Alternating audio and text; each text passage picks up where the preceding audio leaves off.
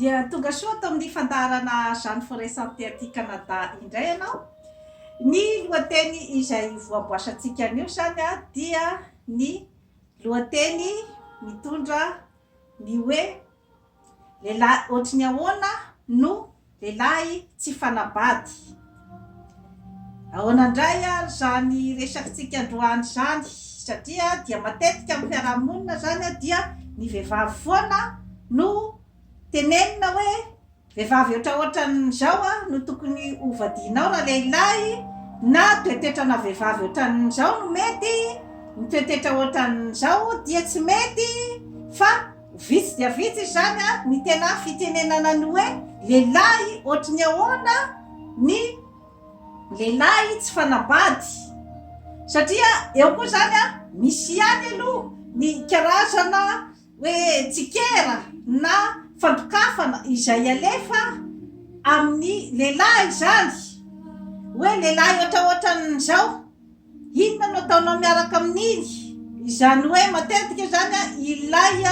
fomba fiseho an-javatra aty ivelany zany matetika no hitsaran'ny fiarahamonina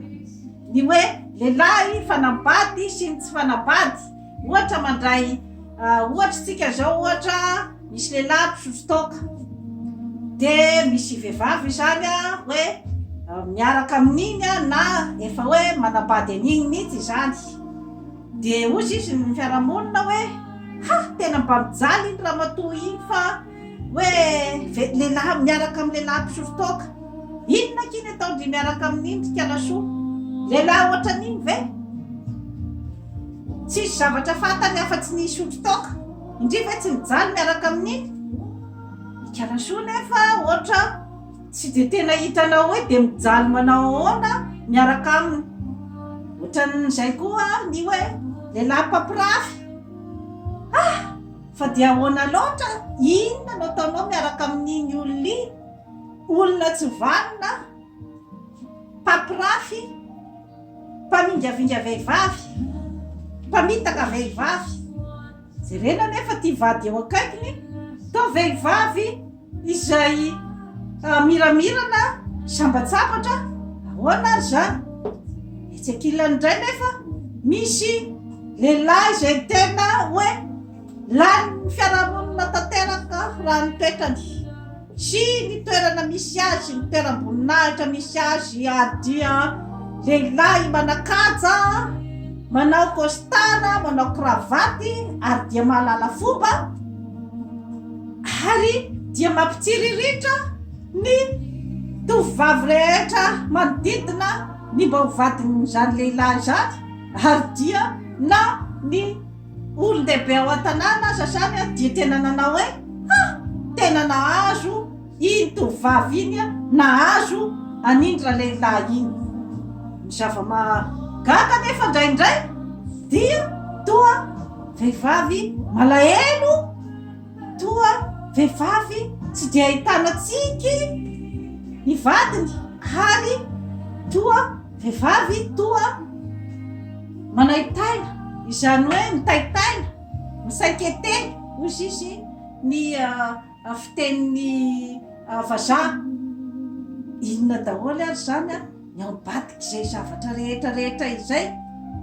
moa ve misy zavatra ao ambadika izay hoe fisehoan-javatra aty ivelany izay. Tsara marihana aloha fa raha miresakintsika hoe lehilahy mpisotro toaka, misy ny lehilahy mpisotro toaka fa tsy manan-kirotana, ary misotro toaka izy fa tsy manao fihetsika izay manafitohina na ny vadiny na ny manodidina azy. Misy zany zavatra zany amin'ny fiainantsika olombelona, ary dia olona mahatotosa tsara ny asany, olona izay manome ara-dalàna ny vola ary ny vady aman-janany, ary dia akafiziny ny vadiny nefa hoe mpisotro toaka. Fanontaniana mipetraka zany ahoana ary zany ny andaminan-drangahy mpisotro toaka an'io vadiny io. Etsy ankilany nefa zany ilay hoe rangahy izay tena be voninahitra sy manakaja ary dia olona toteny amin'ny fiarahamonina, olona izay manany maha izy azy azy eo amin'ny fiarahamonina, tsy ahitana kilema firy izany mahagaga nefa ny vady eo akaikiny dia toa vehivavy malahelo lava. Ho adiaditsika zany ny momban'izay zavatra rehetrarehetra izay satria ny fifankatiavana, ny tokantrano dia ny roa tota ihany no mahafantatra azy ao io. Ny fanambadiana dia ianao vehivavy ihany no mahafantatra an'izay hoe sambatra ve ianao satria fa sy ny fiarahamonina no andeha amariparitra n'izay fahasambaran'izay. Zay mantsy zany no matetika averimberiko foana eto amin'ny fandaharana zany foresanté dia ny hoe ianao ihany no mahafantatra ny asambarana aonao ary ianao ihany no tokony hahafantatra ny zavatra tadiavinao sy ny olona izay mifanentana amin'ny toetranao sy ny hoe zavatra tadiavinao zany amin'ny fiainana. Eo zany ny ipetrahan'ilay atao hoe fandiniana. Fandiniana ny olona izay mifanerasera aminao. Ka ianao raha tovovavy zany dia tokony ho fantatrao zany ny hoe ity olona ity ve rehefa miaraka aminy aho dia mandre fitony-tsaina, mandre karazana hoe fafinaretana zany amin'ilay fiarahana, mandre fa ianao dia hoe manany maha izy azy ianao ary hoe mipetraka tsara amin'ny toerana tokony isy ianao amin'ilay fiarahana sa mahatsapa foana ianao fa tsy tompony teny ao amin'ny fiarahana ary dia mahatsapa foana ianao fa somary rian-joro-trano ao anatin'ny fiarahana ary tsy misy firy ny atao hoe discussion izay tondra any amin'ny marimaritra iraisana fa ohatra hoe tsy maintsy ny hevitra rangahy ihany zany izy foana zany no tompon'ny teny farany dia ianao zany ilay mpanara-dreny rano ary rehefa tsapanao fa hoe rehefa misy ny fiarahana dia toa mandeha foana zany any amin'izay hoe inona ny zavatra tadiavin-dramose, inona ny objectifany izay tia notratrarina ao amin'ny fiarahana, zany hoe ny heviny foana zany no tsy maintsy arahana. Izay zany raha ohatra ka hoe tsorina zany ny fitenenana. Raha ohatra ka tsapanao zany izay zavatra zay fa mitohy tsara ho mariana aloha fa efa toetra ao amin'ny lehilahy rehetra dia misy an'izay hoe karazana hoe domination zay ao aminy. Iny zany aloha ny hormone ao aminy mitondra an'iny, ny hormone testostérone. Tsy maintsy misy kely zay fitiavan-tena zay, tsy maintsy misy kely izay hoe fitiavana ny plaisir. Izay zavatra zay zany efa voajanahary ao amin'ny lehilahy. Kanefa kosa zany raha ohatra ka mibady toerana be loatra ireo karazan-javatra ireo zany hitanao fa betsaka loatra zany ilay pourcentage-n'izay karazana toetra izay ka mahatonga anao anjary ho tsy tena manana ny toerana izay tokony isy anao ao amin'ilay fiarahana, mahatonga anao a itebiteby, mahatonga anao a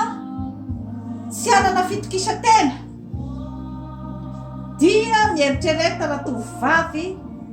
fa somary tafiditra ianao a ao anatin'ilay kategorian'ilay atao hoe zany hoe olona izay tsetsefina, izany hoe ny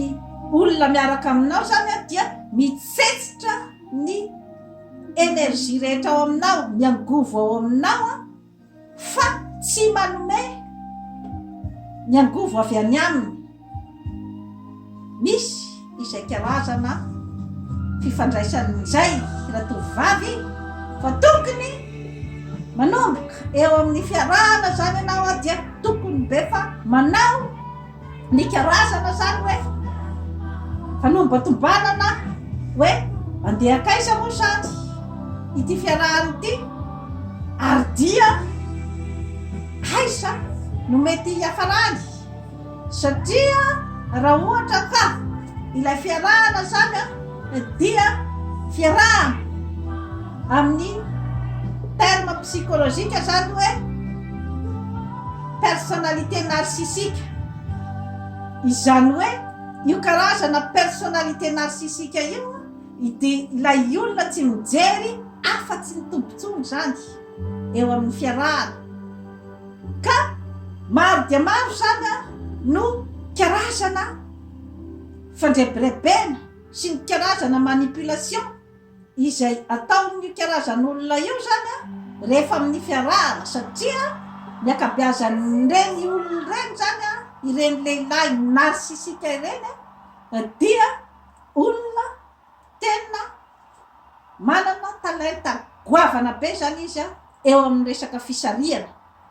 na ny séduction zany, izany hoe ainy tsara mihitsy zany a ny hoe ahoana ny fomba na eo amin'ny fihetsika, na eo amin'ny fiteny, na eo amin'ny fomba fiakanjo, na eo amin'ny hoe fombafomba ny andavanandro, na ny fahazahoany toerana mamirapiratra eo amin'ny fiarahamonina sy ny resaka asa izany a dia matetika ireo karazan'olona ireo zany a dia mitazona ny ataontsika hoe number 1 amin'ny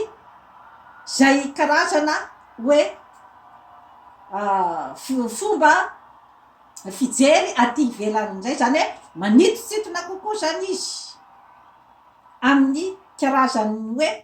ilay fisehoana ety ivelany. Matetika zany a mababo ny tovovavy ny karazana lehilahy ohatran'izay, izany hoe aiko zany a ny mampatoritory amin'ilay vehivavy amin'ny fomba fihetsika sy ny fiteny sy ny zavatra rehetra zay mety ambabona ny vehivavy, hanika rehefa matory zany a raha vehivavy a zany hoe voalangolango a ary dia difotra tanteraka ao anatin'ny ataontsika hoe fitiavana izany a dia jamba tanteraka ary dia tsy mahafantatra tsony hoe aiza no mety hitondrany'ity olona ty ahy, nefa ilay olona efa manana tsara izany raha lehilahy ny plan rehetra momban'ny fiarahanareo, izany hoe manana objectif izy zany a ny amin'ny fiarahanareo hoe inona ny zavatra tadiaviny aminao, efa mazava tsara aminy a izay zavatra rehetra izay, ka mandritra ny fiarahanareo zany a dia ainy ny madangolango, nefa mandritra n'izay hoe fiarahana zay nefany a tsisy maharatsy ny resaka séduction, satria iny koa no mapetipety ny fiarahana, iny koa no mampatsirotsiro ny fiarahana, fa nefa kosa raha ohatra ka ao ambadikin'iny séduction iny misy karazana zany hoe fijaliana ara-panahy izay eninao, mitebiteby izay eninao, izany hoe ilay karazan'olona zany a dia izay tiany atao ihany no tsy maintsy tanterahana zany ao anatin'ny fiarahanareo dia ianao zany ilay hoe ao anatin'ny kategoriany hoe vehivavy amoureuse na revi-pity zany dia manaiky foana ianao satria voalemilemy ao anatin'ilay charme sy ilay karazana fisaliana na ny séduction ianao zany dia manaiky foana ianao nefa misy karazana fijaliana ao am-ponao ao hoe to tsy misy tanteraka ny nofinofiko sy ny zay zavatra tadiaviko satria ireo karazana lehilahy ireo zany dia rehefa tsy mifanaraka aminy ny zavatra tadiavinao raha vehivavy dia ainy ny manodina an'izay zavatra zay dia adinodinonao eny koa satria anao dia zava tanteraka ao anatin'ny fifankatiavana mandeha ny fotoana tsapanao foana fa tsy misy azonao ny zavatra izay mba tadiavinao tsy misy azonao ny zavatra mba nofinofisinao fa na ainy ny mandahatra fa hoe mbola tsy ananatsika ny possibilité am'izany na hoe tsy izay aloha zany no priorité na mety ihany koa izy indraindray mandrao ny amin'ny hoe tsisy ilanany zany mangina ianao nefa en même temps izy ny zavatra tadiaviny ihany no ataony izany hoe rehefa atao zany ny famidinana dia ianao zany ilay ataontsika hoe voa foana zany amin'ilay fiarahana mandeha ny fiarahana dia tsapanao fa to tena tsy nisy ninona azonao tao anatin'ilay fiarahana ary tadidio fa rehefa tonga koa ny fotoana hoe efa tsisy tsony ny mamy aminao ramatoa satria ny olona ohatran'izay dia ilay karazan'ny olona hoe mahafantatra tsara izy hoe inona ny zavatra tadiaviny aminao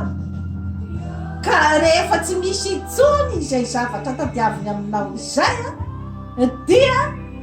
tadidio fa mitady ny lalana izy izany ny ivily direction eo zany matetika ilay hoe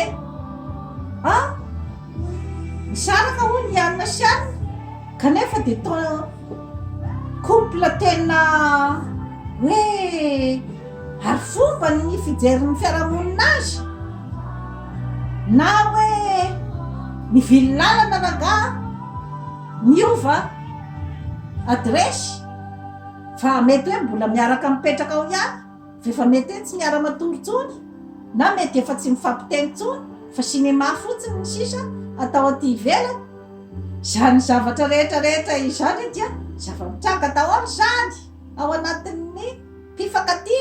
sy ny mpivady ka hoe rehefa tonga zany ny lanonana ny dia iny raga zany miaraka amin'ny costard be sy ny cravaty ramatoa mihetsiketsika kanefa dia endrika malahelo foana no ahitana-dramatoa mystère ka raha ohatra ianao zany ramatoa tovovavy efa mba nisy lehilahy efa nifanahitarika taminao efa ela izany ka renao izay karazana hoe fijaliana eritreritra ao aminao zay izay mantsy zany no ataontsika amin'ny hoe terme hoe violence psychologique izany hoe zavatra tsy hita aty ivelany zany ny zavatra miseho ao amin'ny olona anankiroa fa ilay olona hiarany ihany zany no maheno azy rehefa mba elaela niarana ka hoe ohatraohatran'izay foana zany no fandehany dia mbefa mieritrereta ny varavarana ivoahana alohan'ny idirana amin'ny tokantrano satria sarotra ny manova olona ohatran'izay satria efa toetra ao aminy izay zavatra izay. Ary indrindrandrindra koa ny mety ho fandrika izay azo anao amin'ny tokantrano dia ny hoe izy dia hitan'ny olona ty ivelany fa olona lehilahy tonga lafatra, kanefa ianao mijaly eritreritra miaraka aminy amin'izay fotoana zay dia sarotra ny toerana misy anao satria efa aina nefy ny zavatra rehetra amin'ny olona manodidina fa izy dia olona tsara, izy dia olona azo itokisana, izy dia olona izay indraindray ny fiarahamonina efa aina nefy an'izay. Ka raha ohatra ianao ka efa ao tokantrano vo zay vo tao tsy tatiko tsony izy zany fa hiala dia ianao no raisy-potsiny satria eo akaiky manoloana ny fiarahamonina dia ianao ny vehivavy adala fa io dia lehilahy tonga lafatra ary lehilahy mampiadana anao, ka inona no mahatonga anao hieritreritra hivily lalana. Kanefa matetika dia efa mavesatra loatra ny kapoaka dia tsy tatindramatoa intsony satria mety hiatraika hatrany amin'ny fahasalamany ny zavatra rehetra ny fijaliana mangina ao aminy. Ary rehefa ohatran'izay mantsy ny fandehany dia ianao ihany no mizaka azy satria zavatra tsy hitan'olona ty ivelany. Ka mieritrereta tovavy rehefa sendra lehilahy ohatran'izay fa satria dia ampitondra kitranao hatramin'ny farany ny karazan-dehilahy ohatran'izay. Ka tsetsatsetsy aritra ny ahy fa ny fifandraisana ao atokantrano dia mitovitovy ihany amin'ny fifandraisana amin'ny fiainana rehetra eto ambonin'ny tany, amin'ny akolafiny rehetra. Ka tompo-tsafidy ianao amin'ny fiainana izay tianao hidirana, ny amin'ny vady tianao vadiana. Tompo-tsafidy ianao na dia vehivavy ara ianao afaka mandà rehefa hitanao fa zavatra tsy ahatsaranao. Tompo-tsafidy ny vahoaka malagasy amin'ny olona izay fidiny ho filohany, ka adiadio tsara ny olona izay tianao apetraka eo fa tompo-tsafidy ianao amin'ny zavatra rehetra. Adiadio tsara ny fombafombany sy ny fiainany sy ny tanjony satria zany zavatra zany no tsy ampy amintsika vahoaka malagasy fa sodoka fotsiny ety ivelany ny amin'ny hoe lehilahy manam-bola, lehilahy manam-pahaizana, lehilahy tsara tarehy sady tsara bika dia rompoka raha vahoaka malagasy ifidy. Ay rehefa avy eo ity lehilahy na rompoka dia lehilahy tsy mijery hafatsy ny tompontsoany.